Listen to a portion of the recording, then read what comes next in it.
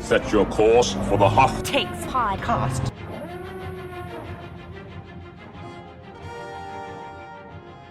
Welcome back to Hoth Takes.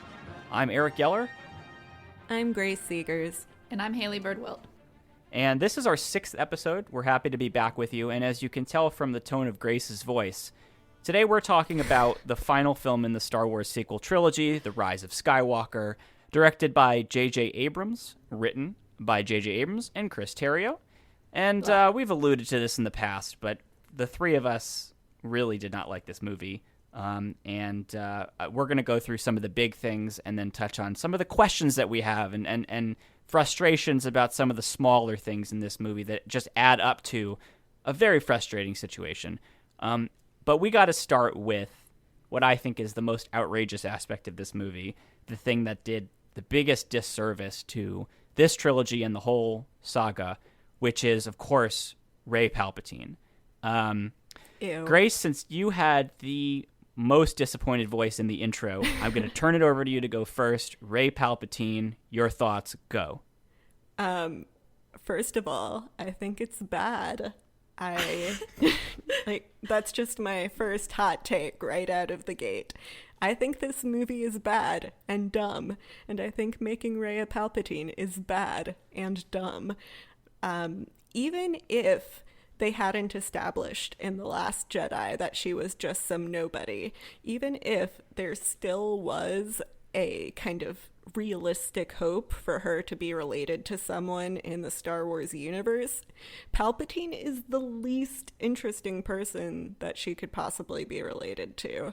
I would have preferred a Rey Kenobi, or even somehow a Rey Skywalker, actually Rey Skywalker, than Rey Palpatine, because Palpatine was very clearly dead by the end of Return of the Jedi, and bringing him back was cheap and lazy, and making Rey, his granddaughter, also cheap and lazy. And Rey being a Palpatine is emblematic of the biggest problem of this movie, which I believe is that it is just chock full of nostalgia and not trying to do anything actually new, but instead just pointing to different characters and cameos and sites and saying, hey, remember what you loved about Star Wars in 1983? We've remade that. So anyway, that's all my very long-winded way of saying Rey Palpatine equals bad. My hot take is that I don't really mind it. My biggest issue is they didn't plan it that way from the beginning, so it is just suddenly shoehorned into the trilogy, and it makes no sense, and the writing on that front is not good. Somehow Palpatine has returned. He's back! If I ever feel bad about my writing, I just think about that line and how completely lazy it was, and no matter what I write, it will never be as lazy or bad as that. Sorry to interrupt. So, this is actually really frustrating to me because I was so excited for them to end this story on a high note, and of all the movies to ruin, this is the one you don't want to ruin. And in this particular way where, as I've said, in our conversations about the other sequels, one of my favorite things about this trilogy, and certainly my favorite thing about Rey, is that she is the other kind of hero that you can have in a story like this, which is somebody who doesn't have basically or literally the royal lineage. And there's a great, I highly recommend reading the interviews that Chris Terrio did about this decision, because they're mind-blowing. It's just surreal to listen to him talk about why he thought it was bad for Rey's parents to be revealed to be junk traders who don't matter, and therefore she doesn't have lineage in the story, and how he thought that connecting her to the ultimate evil would give her some conflict that she didn't previously have. It's stunning to me that you could watch Force Awakens, which again was written and directed by Terrio's co-writer on this movie, and then Last Jedi, which for all the things that it tries to do differently, it does continue this thread. I don't understand how you could watch those two movies and think that her being from nowhere doesn't create challenges for her that she has to overcome. It's stunning to me, but it's also extremely revealing because it helps you understand why they made this choice. Is that they just fundamentally misunderstood what worked so well about Rey. It ruins so much of the development that was done here because it turns this trilogy, which, we were talking with Jamel Bowie about how The Last Jedi presents this idea of people rising on their own merits. And it takes a little bit of that away from Rey and essentially says maybe she's super powerful in the Force because she's descended from one of the most powerful beings who's ever lived. And like as a viewer of this movie, I have to admit, yeah, like the canonical explanation is now partly that the Force has selected her and also partly her legacy, her lineage, her genes. Like that we certainly know in the Skywalker family that there is a certain hereditary aspect to the strength of your Force connection. And so it seems, that it's also possible for the Palpatines. And that's unfortunate that is now part of her story. Is this isn't just about her working hard, but then also being, plucked from oblivion to be the hero. That there's destiny involved. I find that really frustrating. Yeah, it's basically like how it feels is like the screenwriters in the movie itself are saying to you, like, oh, you thought a nobody could be special? You thought that broom boy could be powerful with the Force? Just some random kid? You fool. You absolute idiot. No, Force power is hereditary. Therefore, Rey Palpatine. It just felt like such a disappointing repudiation of what was one of the most interesting things about Rey's character. And as previously discussed, one of the better things about The Last Jedi was the introduction of the idea that anyone can be a hero. And Rise of Skywalker is saying, JK, JK, JK, not anyone can be a hero, only people of certain lineage, so bummer for everyone else. I rewatched this over the weekend, and I so wanted to be the contrarian who, like, thoroughly enjoyed the movie. And I will say, the first time I watched it, I was just so relieved that the trio got to have a couple of, like, some time together, which they did not have. Like, I was so happy about that. But it is, oh my gosh, my biggest complaint about the movie, the pacing is so fast. Like, and it's just painful to watch. It's like 30 different movies have been stitched together into, like, you get 20-second scenes throughout the thing. And the pacing is not something that a normal person can, like, keep up with or that tells a coherent story. And you sort of see it in the beginning, the different, places they wanted to take the movie. Like when Finn and Poe get back to the Rebel base, and Rey sort of has this, like, really flirty moment with Poe, and is, like, badgering him about light speed skipping the Falcon and all of these things. And it's like, a different version of the script. Those two were supposed to get together, and you sort of see it in the beginning. And I didn't know that when I first watched it, but since then reports have come out about that. And when I watched it the second time, it's like, oh, they sort of filmed this as if that version of the story was going to happen. To me, a lot of it's just very disjointed. They did not seem to have a coherent story going into it.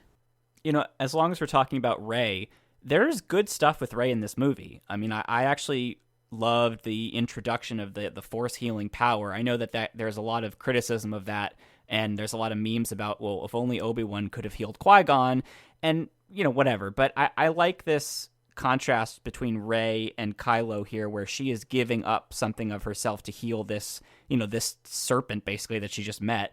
And Kylo isn't even willing to protect his own mother when her life is at stake. So it creates this great contrast in terms of her selflessness. And even the stuff about, like, as she is starting to suspect that there's something dark in her, in her connection to the Force, and she's telling Finn how scared she is of it, that is great. And before we learn that it's because she's a Palpatine, that's really cool. And it connects to her conversations with Luke about how something is awake inside her. She needs guidance. It's like this car is revving up and it's going to spin out of control unless somebody can teach her how to drive it. And again, that's all great. There's so much great stuff in here with Rey, but it's really hard to focus on that, just like it's hard to focus on the fun stuff with the trio when it's all overpowered by, first of all, Palpatine is back in corporeal form, and second, Rey is his granddaughter. It overpowers a lot of the good stuff to have Palpatine play this role in the movie. And by the way, I was excited when we heard his voice in the trailer, and when Ian McDiarmid, came out on stage at Star Wars Celebration and, did a little cameo there, because I thought, okay, this is great. There will be some recording of Palpatine. There'll be some Force spirit thing. They'll figure out a way to make that work so that he's not actually still there pulling all the strings, but we can still have this connection to the previous two trilogies. And then it turns out, no, they didn't want to go that route. They actually wanted to wedge him into this planet all the way out there with this massive fleet that for some reason he decided not to use. And as somebody pointed out on Twitter when we were talking about, when Grace was talking about how much she hates this movie, his motivations and his plan seems to change every 5 seconds, right? First, he needs Rey to kill him. And then he needs her to... Well, I don't even remember what happens after that because he keeps changing. He wanted Kylo to kill Rey so that Kylo could be the Emperor or something. But then he says to Rey, I never wanted him to kill you, which raises the question of, what would have happened if he had killed her? Would Palpatine have been crap, man, that actually wasn't the plan. I was hoping you would fail, but it is unclear what he really wants. And even after Rey's no, I'm not going to help you, and she has that, what I thought was actually a fantastic sequence with Kylo where they team up on him, and then he's okay, at that point, he's just ready to fight them, and that's the moment before he learns about the dyad and how the dyad can heal him. That's the moment where I'm what is his plan right now? Because once he figures out that they can heal him, then I get it. He's going to take all the energy out of them and become basically whole again. But before that, when Rey reveals that she's not going to help him, what is his plan? And none of it makes sense to me. Can I just... The visuals on Exegol, I hate it.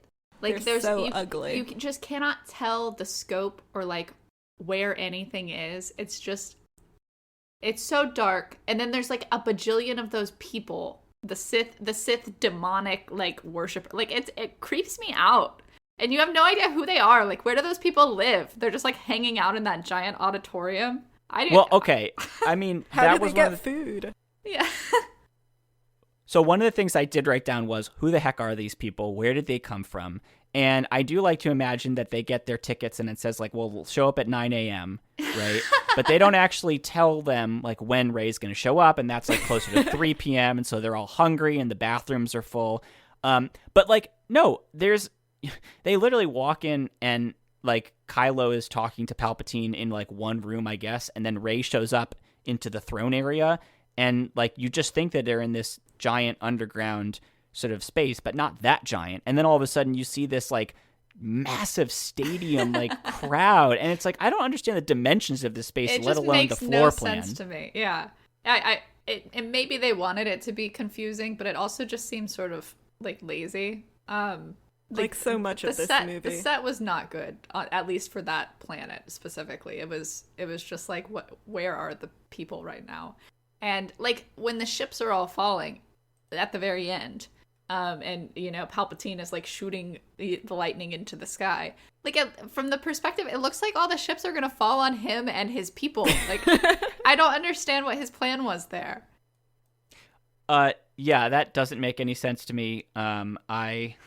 I think there's just, it's hard to, there's a lot of problems with this movie, but one of them is that some of the fun and cool moments are interspersed with these other things that almost ruin them when you think about them as a whole. Yes. And so it's just really frustrating. But we are going to talk about some other things. Does anybody else have any pressing points that they need to make about Rey Palpatine? The only thing that I will add is Palpatine and his inclusion in this movie is that I just finished reading the novelization of Revenge of the Sith, which is great. If you haven't read it, I highly recommend it. And one of the things that really hits home in the novel is what a great villain Palpatine is, how clever he is, how devastating his plans are and how they've been put in motion for decades. And then by this movie, he's just like some creepy old guy laughing a lot in the weirdly dimensioned cavern. It's like he's not even scary at all. He's not even a real villain. He's just a puppet, and it's pretty lame and a disservice to his character as well, I think. Actually, let me wedge this into the Rey conversation, which is, why do so many people assume that Rey has to have a surname? And I'm talking about characters in Star Wars. Like, there's the girl at the Aki Aki Festival, and then there's the old woman at the end of the movie. And there's like a great Reddit meme where like she basically, like, the old woman says, like, what's your last name? And Rey's like, what are you, the surname police? Like, what are you even doing out here in the middle of the desert? Like, it's just, I don't know. This is a franchise that has a lot of strengths based on the idea that, like, so many things that we take for granted as very regimented are very different in this extremely diverse galaxy. And by the way, like, even in our world, surnames and all that stuff are very different in different cultures. So, like, if our planet doesn't treat this as a monolith, it was just weird that people would assume that Rey had to be from a society. Like, clearly there's a storytelling purpose of them doing it this way. Obviously, I get why they did it, but it's like, it's one of those things where you have to suspend your disbelief a little bit. It would be as if somebody said, like, hey, Rey, nice car. You know, you just have to pretend for a moment that this isn't the kind of galaxy that you know that it is. So yeah. Oh, I was just going to say, can I just say that no one ever asks Yoda his last name? You know, maybe when they he's should. In his little swamp in Dagobah, Luke isn't like, oh, Yoda? Yoda who? No, he just accepts it. But Yoda's like Beyonce. Like, he doesn't need a last name. Well, interestingly, Yoda is also a Palpatine. So, all right. We've talked about Rey. Let's talk about the other, you know, her polar opposite in this movie, Kylo Ren, or should we say Ben Solo. Ben-demption. It happened. Everybody was excited for certain things to happen in this movie with Kylo and Rey together. Some of them happened. But yeah, so Ben is Kylo fighting Rey. Leia sacrifices herself somehow, which I guess we'll hopefully talk about that later, and turns Kylo back into Ben, and then Ben teams up with Rey, and everybody is happy except obviously he dies at the end of the movie. Should it have happened at all that way? Was it smart to redeem Ben Solo, and was it smart to do it this way? That's one of the things I actually really like about it. I don't know why, but I get emotional, like, when he's, like, wearing his sweater and he's not, like, dressed up like a creep anymore. And he was, like, he has this conversation with, you know, the memory of Han Solo, and I don't know. I think it's very, I don't know. I will back you up, Haley, because something that I think is true throughout the three movies is that Adam Driver really gives it his all. And in a terrible movie, this one, he actually does a really good performance. Like, the way he switches to Ben Solo, I mean, even his physicality is totally different from Kylo Ren. Like, you can really see the difference. He looks happier. Like, it makes me emotional. I don't know. Even the first time I watched it, it was like, whoa. Like, no, it's Adam Driver, to his credit, does a great job there. What I really don't like is, if you're going to redeem a character, actually redeem them. Don't just be like, oh, he did this one good thing and now he died, so he's a good guy. Like, yeah, he did this one good thing, but he still has a lot to atone for, and it's way more interesting narratively to have a character continue their life and have to struggle with the ramifications of what they've done. And I think that would have been super interesting for Ben Solo to look at his legacy as a whole and what he's done. And I know there wouldn't be time for that in a movie, but they could have alluded to it. You know, it's sort of on brand, though. Like, yeah, Darth Vader is redeemed at the end, and then he promptly dies and doesn't have to reckon with, like, the bajillions of people he's killed. Right. Sort of the same thing here. Yes, that is a good point. But I just think it's another example of narrative laziness, and something that could have been done a lot better. And I just have to add that it's almost impressive how the writers managed to piss off everyone. The people who didn't like Ben/Kylo and Rey, mad. The people who do ship Reylo, also mad because Ben dies. It's like, congratulations, you played yourself. You figured out the scenario that makes the most people unhappy. Well done. Right, you united two of the most toxically opposed groups of humans on like entertainment Twitter against you. I agree with you that it would have been more interesting to have him survive. You obviously pointed out the reason why they didn't, which is you can't just drop that and then say, and the saga is over. Like, if they were going to do, if this were a 6-movie story, like, you know, instead of a trilogy here, if this, the Rey, Finn, Poe, all that stuff, yes, I think there's a chance they actually would have had Kylo survive so that, you know, as Ben, so that you could see the aftermath of having inflicted all this trauma, being the recipient yourself of trauma early on in life and all of that. But you can't do that at the end of a movie like this, especially because ultimately they feel like, and perhaps this is true, that they have to hit certain fairy tale conventions.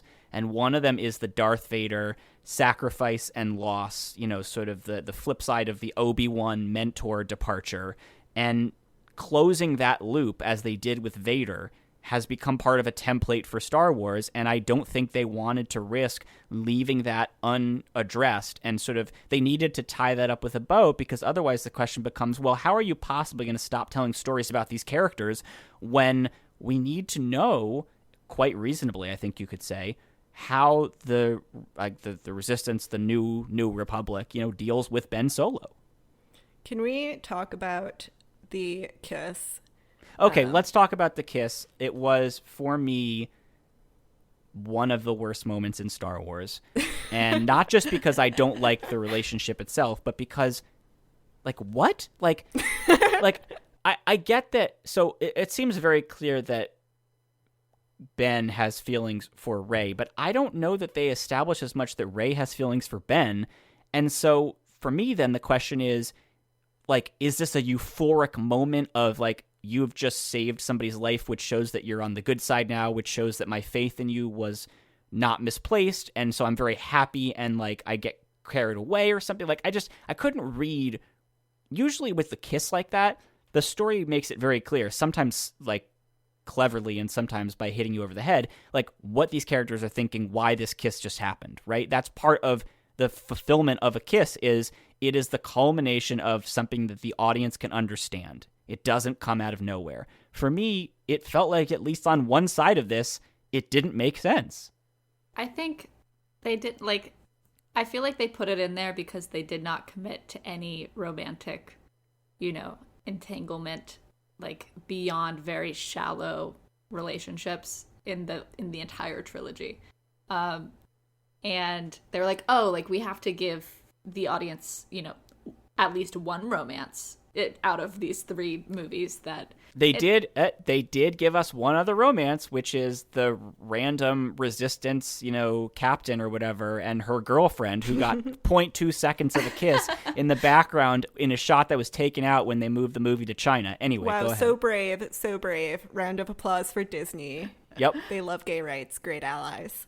It's just, I mean, it's like Rey had 3 different, you know, love interests in this one film, and it could have gone any way. Like I mentioned at the beginning, that, you know, apparently one of the scripts was her and Poe end up together. Of course, you know, we had the first 2 movies where it seemed like her and Finn were, you know, perfect for each other, and at least something could have happened there. And I feel like, you know, either one of those 2 would have made people a lot happier than just the Kylo one. But I mean, no shame to the Kylo Rey shippers, because one of my family members, my sister, is a Reylo, and I think, I don't know, for those people, the redemption arc, I think that's, like, that overpowers the chemistry between her and Finn. Fun. I think Sorry. Finn and between Poe. her and both of them. Yeah. I think that the kiss is in large part a way to kind of seal the Bendemption as something that has happened, as a way to be like, yeah, he's a good guy now. He's a hero because Rey kisses him, and Rey wouldn't kiss a non-hero. So I think it's just narratively a way for the storytellers, the movie makers, to say, yep, we did it. He's a good guy now. Okay, now he can die. It's just like a little bow on top of his story. That It also just feels like a betrayal. Like when Yeah. Rey does it, it feels like Finn is up there like trying to help destroy all that, like the evil ships and all that, and it's like, I don't know. I'm not a big fan of it. I mean, and she like literally just killed him, stabbed him through the chest. And yeah, she healed him, but you don't, I mean, in my opinion, you don't go from stabbing someone to kissing them just real quick. Like there's time to move on from that. I think one thing that complicates this discussion a lot is that the movie establishes that they are fated to be connected in this dyad. And so when we talk about like, so for example, one like argument that I would make against the kiss and the relationship is when Rey says like, you're right, I did want to take your hand, Ben's hand. I don't understand why. The movies never make it clear why she wants to be in any sort of relationship, romantic or otherwise, with him. Like, I get why she wanted to try to bring him back to the light side. That's just a very heroic thing to do, especially when it's the son of your master, basically. I get that. But the romantic and sort of personal friendship elements of all of this, I don't understand why. Like, it is never made clear why she has any of those feelings for him.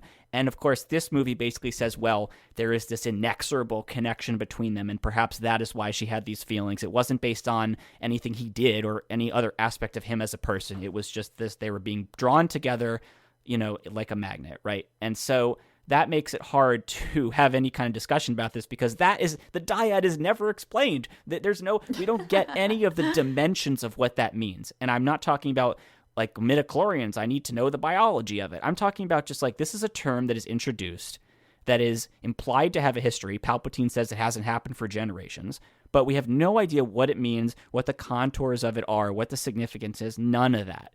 And so it just makes it hard to understand the relationship with a lowercase r between these two people. Yeah, I think looking at how Kylo treats Rey in Force Awakens and The Last Jedi, like, he's always a jerk to her. Beyond that, I mean, he's physically abusive to her. He tortures her in The Force Awakens. But in The Last Jedi, like, when he holds out his hand, it's right after he said, "You're nothing. Your parents were nothing. Everyone thinks you're garbage, but you're not garbage to me. Now take my hand." Like, I think their relationship would have been so much more interesting if they kept it at like frenemies and enemies turned allies, and they like kind of hate each other. I like a brother-sister dynamic in the end there. Yeah, like they understand each other. They can by the end maybe have a mutual respect for each other, but not like, well, I'm going to forget the torture and the insults and the time I stabbed you and the time that you genocided a whole republic and just kiss you now because I'm happy you're alive. Yeah. Not great, folks. Not great. Not great. So listen, this is an awkward segue, but we do want to talk about another really disappointing aspect of this movie that was actually, to the credit of J.J. Abrams and Chris Terrio, not entirely their fault, which is the passing of Carrie Fisher and the questions that raises about what to do with Leia. Grace, you have a very provocative question to ask about Leia in this movie. Yeah, so my real question is, should Leia even be in this movie? Because Carrie Fisher is just so inextricably tied to the character of Leia. I mean, she said it herself for decades, like, I'll probably always be known as Leia, and she could quote the "Help me, Obi-Wan Kenobi" speech throughout her life. And so I think that recasting Leia would have been a mistake because, she was such an iconic actress for that character. But I also think that there's something kind of weird and a little bit creepy about having the footage of Carrie Fisher that was filmed and then kind of doing hand wavy things to make it seem like she's actually a character. I think that disrespects Leia's character ultimately because she has such an unsatisfying end that really is not well explained at all. You know that she disappears, presumably to save Ben, but none of that is explained. And I think that it would have just been better for the character had she died in between movies. And then at the beginning of the movie, everyone, including Poe, can be reckoning with their grief over the loss of Leia and just add that dynamic in there from the beginning instead of making a kind of weird puppet of her character to have one of the most iconic characters in Star Wars and of all time have just such a lame ending with very little thought to it. That's my take. It's tough to sort of talk about this because on the one hand, as the film goer, you go in knowing that all this footage is stock, is reused, right? It wasn't filmed for this. It's not supposed to be here in a sense, right? But from the story perspective, Leia is a character in the story and she's saying these things and sometimes they sound like things she might have said before, but it doesn't have that weirdness to it if you can just sort of abstract out from what you know about the production process. But it's a movie. It is always going to be viewed in the context of what you know about the production. That's unavoidable. It might be unfair, but that's going to affect how people feel about the movie. And in this case, knowing that this footage isn't from these scenes is especially cringeworthy in some of the scenes where they very clearly crafted everything around 2 seconds of Carrie Fisher talking because they wanted to use as much as they could. One classic example is the scene, one of 2 scenes maybe with Snap Wexley, where he tells Leia that there's something wrong with the Aki festival, and she says, do me a personal favor, be optimistic. And it's just like everything was built around that line, and he has a funny line afterwards, but it's just one of those weird moments where it's like, why is she saying that in response to him telling her this information? It was just very weird. And it is, to Grace's point, and it is, I don't know, I don't want to say it's sullying Carrie Fisher's memory, but it is an odd way of using precious material from this person who loomed large over this entire story. It's a very sort of like, we got to get everything in there. It's almost like when you try to fit everything from your reporting process into a story, and sometimes you end up wedging things in a way that takes away from the final product.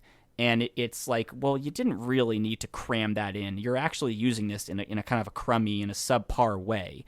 And I don't know. I can't help but feeling like that scene would never have been filmed if Carrie Fisher were alive for the production of this movie.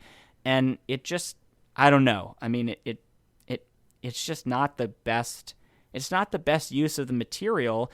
And Grace, as you raise this idea of maybe she should have been, she should have died in between the movies and they can start the new movie without her, I think that would have been really an incendiary thing to do for a lot of people because of what she means to the story. But maybe there's a way to craft it so that she's still in the movie in a sense, in terms of how the other characters talk about her and what she taught them and all that. And it's almost like the kinds of conversations you would have at somebody's funeral where you bring them to life through the lessons that they taught you and the storytelling, from your memories with them. I mean, there's a great scene in The Last Jedi, right, where Holdo says, when I served under Leia, she would say, if you only believe in light when you can see it, you're not really believing, or something like that. And that was a great Leia moment in that movie, and she wasn't even in the scene, but it was all about the impression that she left on others. So I think there might have been a way to do that would have been really interesting.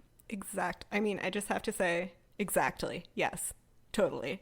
100%. Yeah. That is what I was trying to say. I think it was just very limiting to them in terms of where they could take the story, since they, were set on, incorporating as much as they could.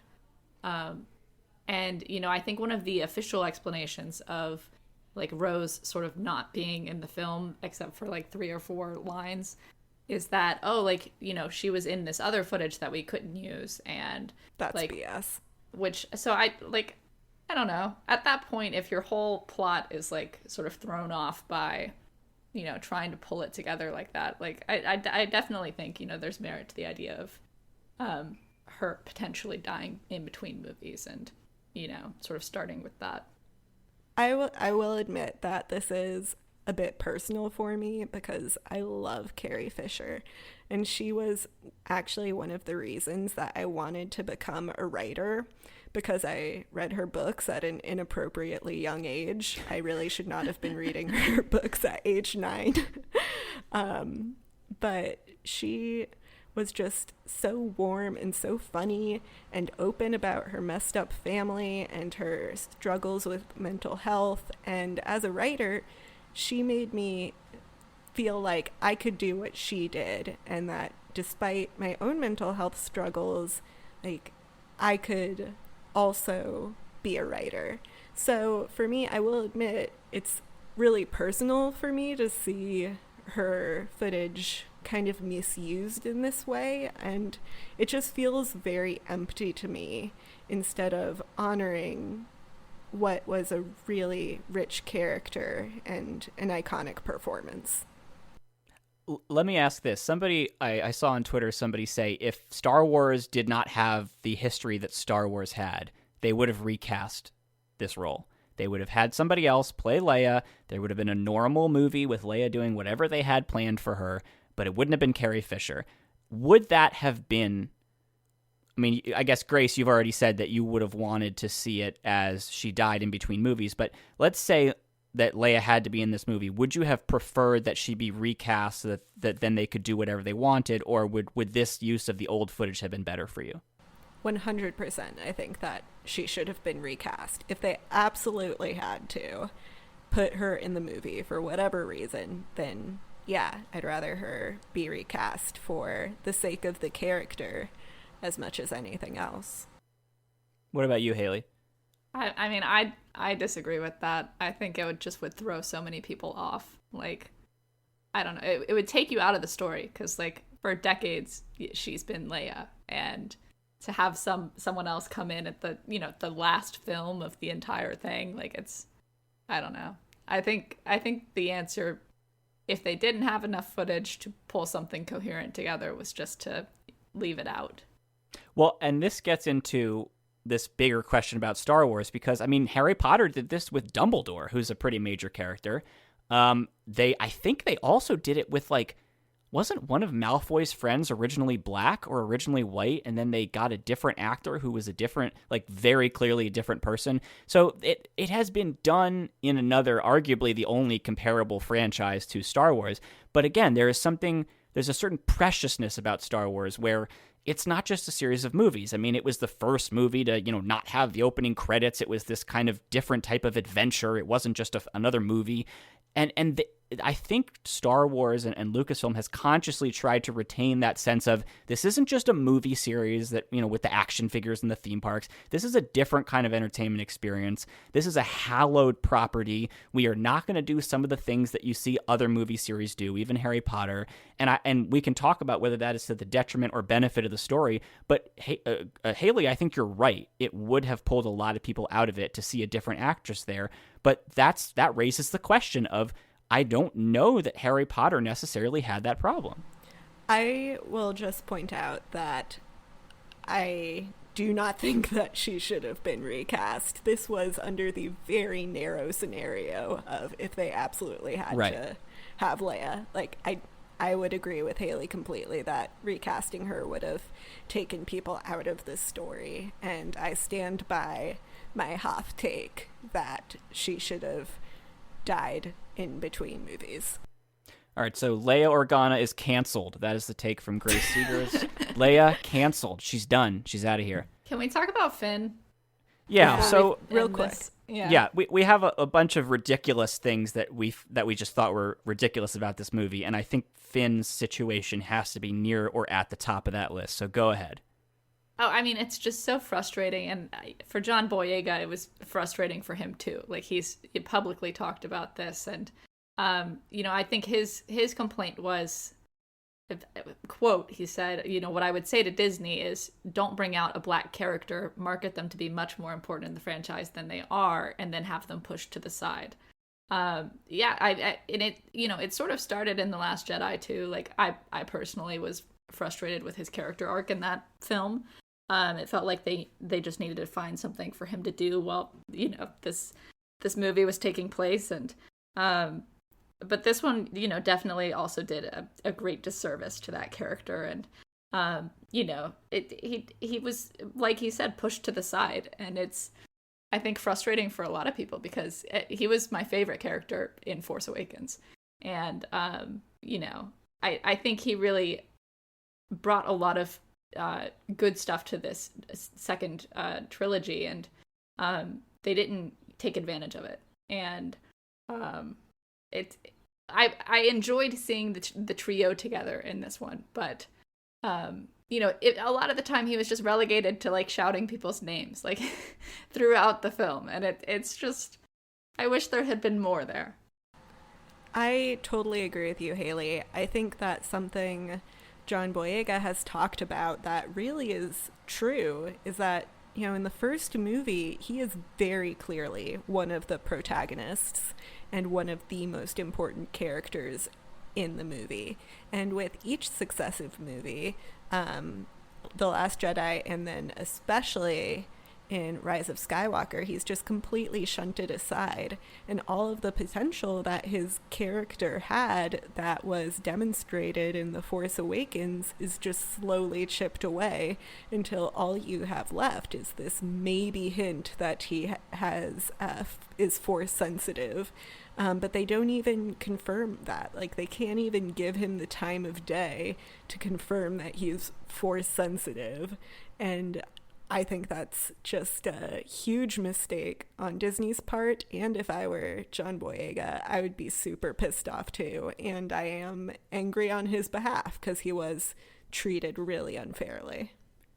Yeah, I mean, after Leia dies, there's this great scene where Poe and Finn sort of meet up, and they say they need each other's help, and you have that moment of like, General, and it's like, great, I want more of that. I want to see them leading the Resistance together. I want to know more about him being Force sensitive, but almost more than that, I want to see them teaming up in a leadership role, right? Poe got that in The Last Jedi, whether you liked how it happened or not. He was given this subplot of becoming a leader, and Finn wasn't really, but he has that potential. He's clearly ready to take on some of that, and they hinted at it, but they did not give him the chance. He was mostly just shouting Rey's name. That was very unfortunate.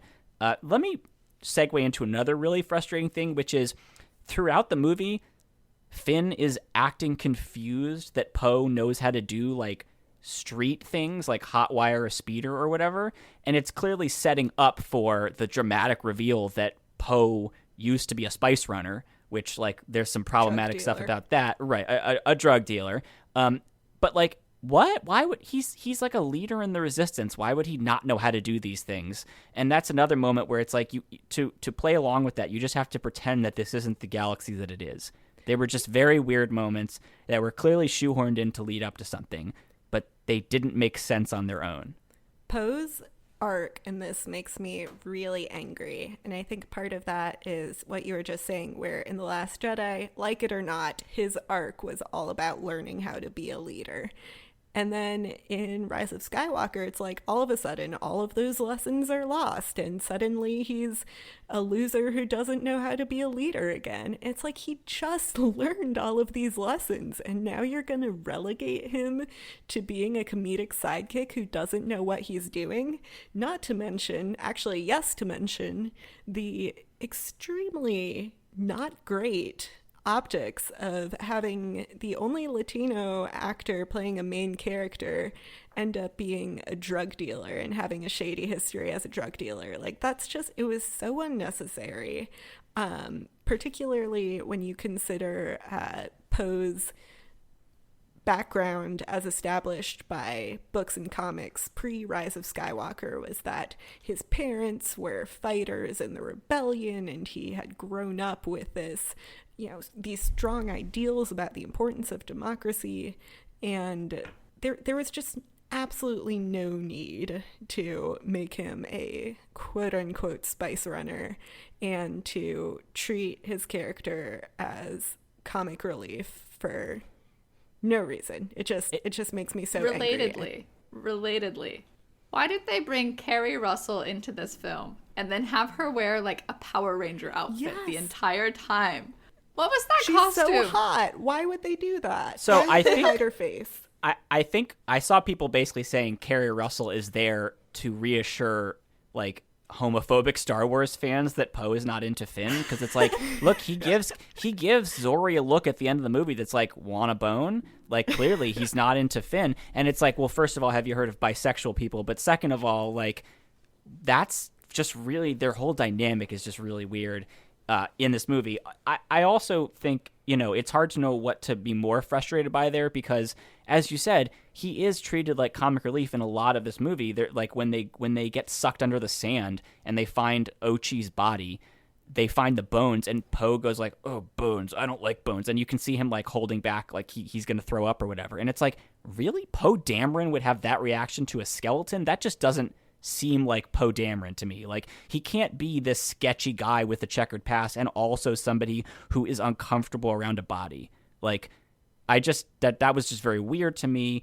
But then there are other scenes, like when he and Finn rally the troops and get them like ready to go fight the First Order, where it's like, yes, that's good. That's what I want to see. That's the stuff where it's actually building on the end of The Last Jedi, and he's realizing, yes, people will join us if we lead them. And like, why wasn't it all of that? So anyway, there's a lot to talk about there. There are so many things in this movie that I found ridiculous. We mentioned Kylo repairing his helmet last episode. He just destroyed it, but apparently that symbolism is something that J.J. Abrams doesn't accept, so he's going to repair the helmet. Hux is a spy?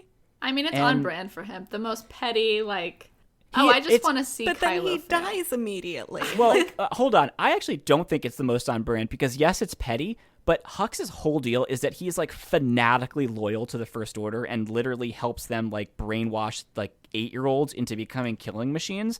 And all of a sudden, just because the guy in charge is personally like an affront to him, he wants to sabotage the entire project.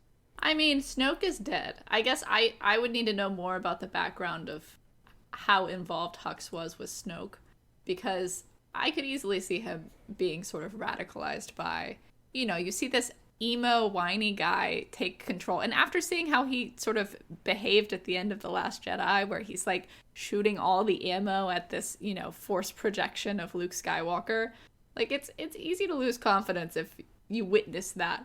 But I totally get the reverse argument, which is, you see Agent Callus in Rebels, and that's a well done character development and how you go from Imperial, goon to spy and like switching sides, versus Hux is just like purely motivated by spite. Yeah, and I mean, also, I think it's another thing that was just kind of done for comic relief and for no real reason, because there are no stakes. Like, as soon as he reveals he's the spy, and it's this really fun moment, and then Finn shoots him in the leg, and, ha ha ha ha, what a great little interlude.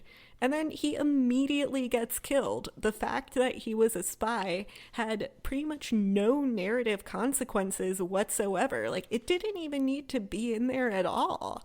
The story would have been just fine without it. And it yet another thing that seemed pointless in this movie. Chewie's death. I remember a lot of people saying this was really dumb. They should have committed to it. It would have been an actual lingering like lesson for Rey about what can go wrong if you are not like harnessing your powers properly. I'm still not sure whether I think that they should have committed to it for that reason, or whether it would have been like well, let's kill a main character to have that impact. Well, who should we kill? Well, it's obviously the character who doesn't speak English. And by the way, that's the same reason that Chewie was killed in the New Jedi Order book series way back in the day, is because they needed shock value, and he was the only one who could never be understood by the reader. So where do you fall on that? I mean, I just think it's a dumb little interlude that, again, is unnecessary. I don't really care what happens to Chewie. I think just like the Star Wars fans that you are rightfully implicitly criticizing, I don't really care that much about him. I mean, he's a fun little character, big character, but he's like, I don't have an emotional connection to him. So, I mean, it would be a bummer if he died, but I think they should have just committed either way. Either they fully should have killed him, or they shouldn't have had the fake out at all, because it was just so unnecessary, and yet another example of them seeking cheap emotional points based on nostalgia. Just unnecessary. That's my take. I mean, this sort of brings me to a larger point about Rey, but, you know, the moment where she's, like, using the Force to try to stop this ship from leaving, I mean, I think that's pretty cool. And I wish, if you're gonna commit and have her be the granddaughter of Palpatine, that it was more of, like, a struggle with the emotion of the moment, and not just, like, oh, like, an accident, and, I shot it down because, you know, there was just a lot going on, and I was, you know, using too much Force power or something, and it's, you know, a signal that I am related to Palpatine. It should have been more like, oh, this is a moment where the dark side is something that's, you know, clearly having an influence on her. Right. Like she doesn't want to lose Chewie, and the dark side is all about emotions and things. They didn't play into that at all in that moment. It was more just like foreshadowing about her lineage. And even, you know, even with the lineage, they could have played up that conflict a lot more of, you know, turning to the dark side, and they did not. I know that Grace has a concern about the title that you also think is ridiculous. Yeah, so it's called The Rise of Skywalker, but all the Skywalkers are dead by the end of it. So really it's more like the descent of the Skywalkers, am I right? The lowering of the Skywalkers into the grave. I mean, I would argue the rise is when Kylo turns to Ben and, you know, has his redemption moment. I spent too much time on my jokes. I didn't get to make my actual argument. Okay, go. Real quick. So for me, it kind of plays into the whole Rey last name thing, like, because by the end it's clear that Rey Skywalker is supposed to be the Rise of Skywalker. But again, it's dumb in the first place that she has to adopt a last name. Or with Ben Demption being the Rise of Skywalker, okay, sure, then why did he die? That's my take. I was going to say you could argue it's when Ben rises up out of that chasm and saves the day. Yeah. It's not when he gets redeemed. It's when he basically perseveres to the point where he perseveres through this immense suffering and struggle to save the hero.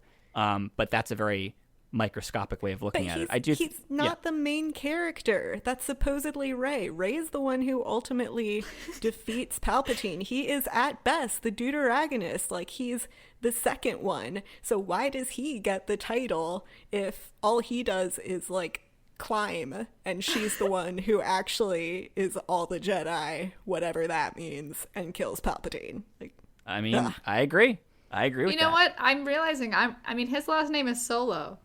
Right? Yeah. I mean, that if we're gonna get to that level, I can excuse it because he's part of the Skywalker family. So I don't. Skywalker lineage. I will say, yeah. I know people are like, some people on both sides of this debate get mad at Rey for, like, adopting the Skywalker name. Like, I don't care. Like, clearly Luke and Leia were, like, her adopted parents, and, like, you know. And I would also argue for the Solo last name could have worked too, because she had that attachment with Han. But I mean, they were right there. They gave their tacit approval for her to take the name. Like, it doesn't really matter in the end. I'm fine with her being a Skywalker. Sure, yeah, whatever. What I am against is her disrespecting Anakin's legacy by burying his old lightsaber in the sand. And not just that, but burying the lightsabers, first of all, in a place that Leia has no connection to. Yeah. Although I guess it would be hard to bury them on Alderaan. But then also bury them in one of the worst places in Luke Skywalker's life, where his uncle and aunt were murdered. Yeah, and where Anakin's mom was murdered. Like, this is a site of murder and sadness. And it was clearly like from the meta perspective, they wanted to have it happen at a place that fans knew. But that just goes to the point that we've been making in this whole episode, which is sometimes doing it in the place that the fans know so you can have the callback moment makes it a bad story choice and a thing that the characters would never do if this were a real place that had any of the consistency and verisimilitude that you wanted a good story to have. It just seemed like she didn't bury them deep enough. Like I was like, someone's gonna find those. Like, there's erosion, like there's wind in this desert planet. Like, someone's just gonna find these eventually. So Haley's problem is not any of the things that Grace and I were talking about, just to make sure our listeners are clear. Haley's problem is maybe dig it a little bit deeper because, like, the Jawas would just, like, come through. Definitely. And, like, that lady was just standing there watching her do it. So, like, that lady, after the movie, could just, like, walk up and dig out. It was, like, maybe 6 feet under. Like, it was not that deep. Oh, you know she put them on eBay. She absolutely put them on eBay. She's 100%. like, these are screen used. Like, she goes to the cantina after that and is like, look, I've got some weapons for sale. Right. I do like the yellow lightsaber, though, that Rey had at the end. That was cool.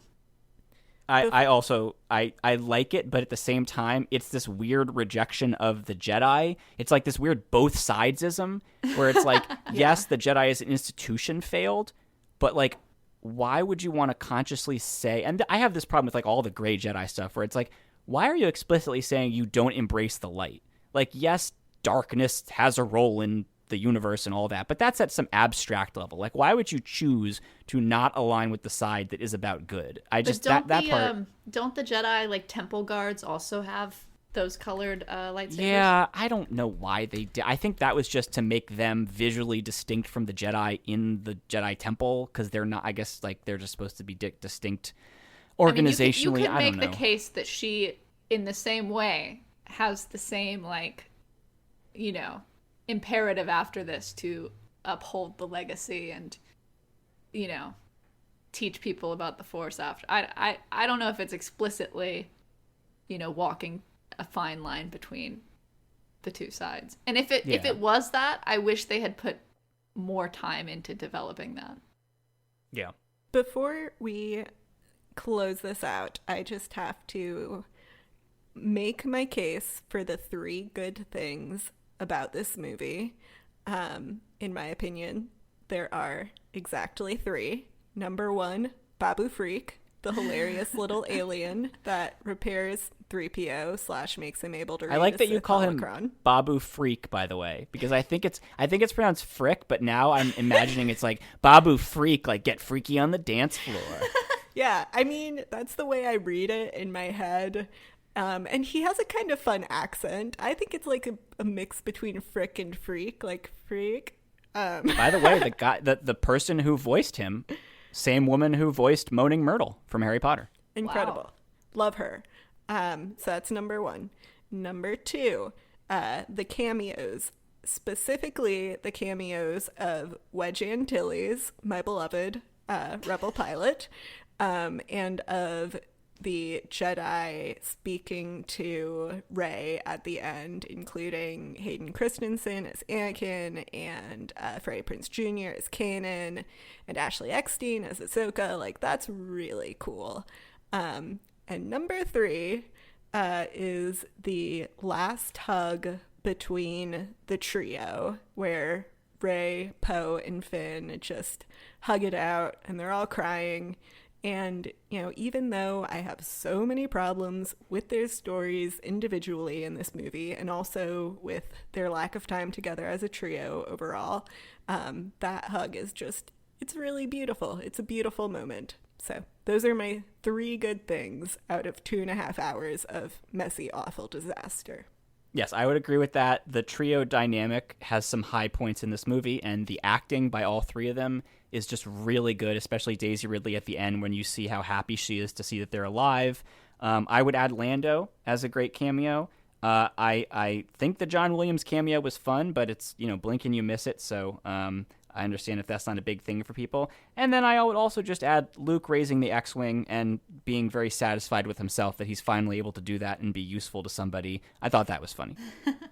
I mean, that just reminds me, there was so much that happened in this movie. Like, so many characters make an appearance, and the pacing is just crazy. Like, the second, I forgot about Han Solo. I forgot Luke had his moment. It's just sort of crazy that it ended up being edited that way. We didn't even talk about Rose. we sort of touched on it. I mean, there is a similar aspect with Finn, but I mean, there's the moment where she's like, I have to stay and look at the specs of old destroyers, and that was clearly like the writers being like, we have something for her to do. Like, yeah, exactly. So she was also robbed in this movie, but that's a whole other conversation, and everybody I think knows what's at the root of that and what's playing into that. Racism and sexism. Yes, just to be clear. Just to be clear. Yes. All right. I think we've spent about as much time as anybody could stomach talking about this movie. But listen, as is always the case, we're going to have opportunities to talk about these things again in the future, and we can revisit some of these topics. I'm happy that we have made it through the sequels, and now we get to talk about the Bad Batch. Absolutely, yes. Look for our Bad Batch episode. Who knows how we're going to do that, but we'll definitely be talking about that and everything else under the sun when it comes to Star Wars. So, that's it for our Rise of Skywalker episode. Thank you so much for listening. If you'd like to share your thoughts about our discussion or suggest topics for future episodes, please email us at hothtakes@gmail.com. You can also find us on Twitter at hothtakes. If you want to contact us individually, you can find us on Twitter. I'm at Eric Geller. Grace is at Grace_Seegers. Haley is at Birdinator. Haley made our logo and our banner art, which continue to impress me every time I see them. I edited this week's episode. I also put together our music. And again, we want to note for legal purposes, all Star Wars themes and sound effects are the intellectual property of Lucasfilm. If you would like to listen to our past episodes about the sequel trilogy and everything else we've discussed so far, you can find that on our website, hothtakes.wordpress.com. And if you like the show, please share it with a friend. You can tell them to subscribe on iTunes, Google Podcasts, Spotify, or Stitcher. Okay, we'll see you next time. May the Force be with you.